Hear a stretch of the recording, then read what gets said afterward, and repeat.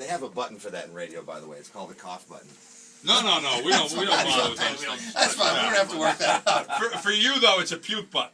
Yeah. Just in case you feel it coming up That was again. a warning call. As long as the cough isn't solid, we should be all set. The drive over here from Springfield to East Longmeadow was just like, it was there's so many places, like, when you hear, like, well, Springfield does have a couple problems, and there are a couple of ne'er-do-wells and derelicts in the neighborhood and whatnot. Like, I saw them. Mm-hmm. We saw them on the way over. There are definitely some places where it's like, oh, sure, someone lives there. Oh, yeah, they sell Chinese food there.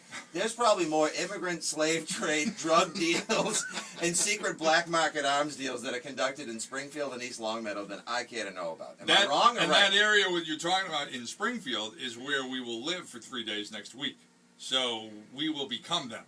You will become them. Yes, yeah, that's what we have to do. Do you have some sort of crazy uncle who wants you to sell you a haunted mansion? Is that? No, we just go down there and we just live among them for Monday, Tuesday, and Wednesday of Thanksgiving week. It's our big Mayflower Marathon. It says the big food drive. So. But then on your drive here, you drove through what is virtually the Western Mass version of Oz.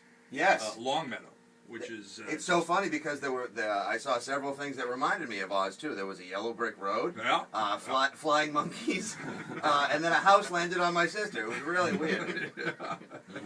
And that's the best thing that happens around here. You didn't stick around long enough for the midgets to come out. Well, not necessarily. Because they'll sing for you if you want.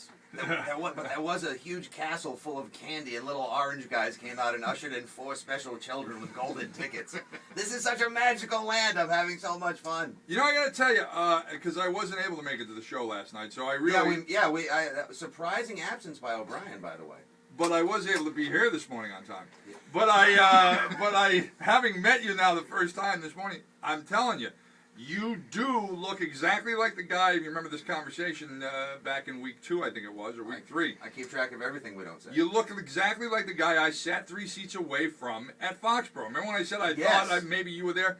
Looking at you now, that's why I thought maybe that was you. And I love the fact that, check this out, so he tells me one time in the radio, like, I thought I saw you at the game Sunday in Foxborough. 3 seats away. 3 seats away, which is also Matt's favorite band.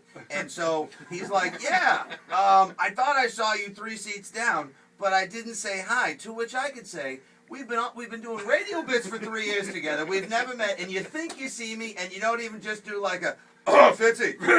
Oh, Fitzy.